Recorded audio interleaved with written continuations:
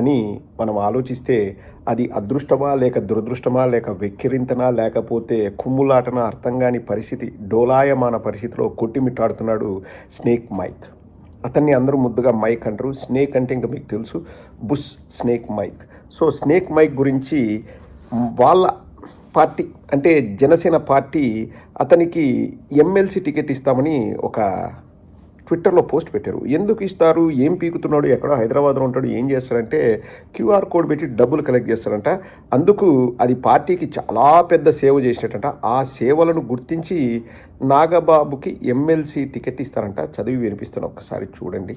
శాలువాను గుర్తుపెట్టుకొని మాట్లాడదాం. ఎమ్మెల్సీ అభ్యర్థిగా శ్రీ నాగబాబు గారి పేరు ఖరారు. శాసనసభ్యుల కోటాలో నిర్వహించే ఎమ్మెల్సీ ఎన్నికలకు కూటమిలో భాగంగా జనసేన అభ్యర్థిగా శ్రీ కొనేదెల నాగబాబు గారి పేరును పార్టీ అధ్యక్షులు శ్రీ పవన్ కళ్యాణ్ గారు ఖరారు చేశారు. పార్టీ రాష్ట్ర ప్రధాన కార్యదర్శిగా శ్రీ కొనేదెల నాగబాబు గారు సేవలు అందిస్తున్నారు. ఎవరికి అందిస్తున్నారో ఎవరికి తెలియదు. క్యూఆర్ కోడ్ పెట్టి డబ్బులు అడుక్కోమంటే 30వ తేదీ వచ్చేస్తాడు, టై అని వచ్చేస్తాడు. ఎందుకంటే 1వ తేదీ జీతాలు పడే రోజు కాబట్టి. ఎమ్మెల్సీ అభ్యర్థిగా నామినేషన్ దాఖలు చేయాలని శ్రీ నాగబాబు గారికి సమాచారం ఇచ్చారు.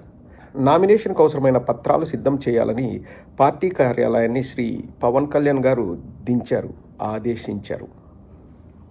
సో పి హరిప్రసాద్ అనే అతను శాలువా వేసుకున్న ఫోటో ఒకటి పెట్టి, అంటే ఎవరు వేసుకున్నారు అనుకున్నావు, నాగబాబు. ఆ శాలువా ఎందుకు వేస్తాడో నాకు తెలియదు. గీతాంజలి సినిమాని ఏదైనా ఇమిటేట్ చేయాలని చూస్తాడో, లేకపోతే వీడికి వస్తేనే ఆ శాలువా వేసుకుంటే పెద్ద మనిషి అని ఫీలింగ్ వస్తుందో. అదే ఆడ హైదరాబాద్లో ఉంటే ఆ ఎక్కిల్ నవ్వుకునే ప్రోగ్రాంలో నెత్తికి బ్యాండ్ వేస్తాడు. వీడికి వచ్చే లోపల శాలువా వేసుకుంటాడు. అది ఏమో ఆ డిఫరెన్సియేషన్ మనకు తెలియదు. అది నాగబాబు వ్యక్తిగతం కాబట్టి నాకు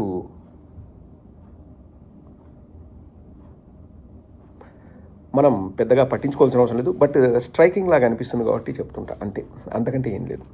సో నాగబాబు గారికి జనసేన పార్టీ ఏమో ఎమ్మెల్సీ అభ్యర్థిత్వాన్ని ఖరారు చేసింది. ఇక్కడ మనం గమనించాల్సింది ఏంటంటే శ్రీ కొనేదెల నాగబాబు గారి పేరును పార్టీ అధ్యక్షులు శ్రీ కొనేదెల పవన్ కళ్యాణ్ గారు ఖరారు చేశారంట.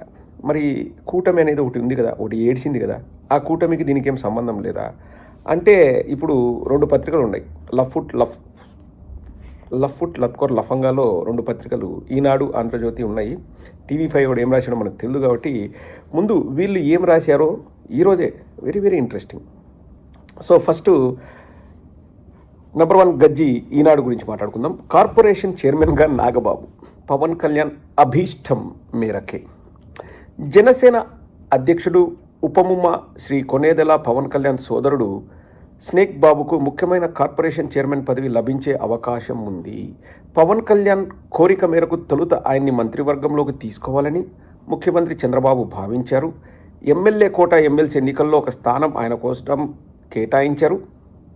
కానీ తీరా శాసనమండలి ఎన్నికలు అవి ఇవి బాస్ అది అని రాసుకుంటూ మన ఈనాడు వాడు రాశాడు కార్పొరేషన్ చైర్మన్ అవుతాడు శ్రీ కొనేదెల నాగబాబు అని. కానీ ఫోటో సేమ్, ఫోటో అయితే సేమ్. చూడు, ఈ ఫోటోకి ఫోటో అయితే సేమ్, కానీ మ్యాటర్ మారింది. ఈసారి ఈ లక్కోర్ లఫంగాలో మరొక సభ్యుడైన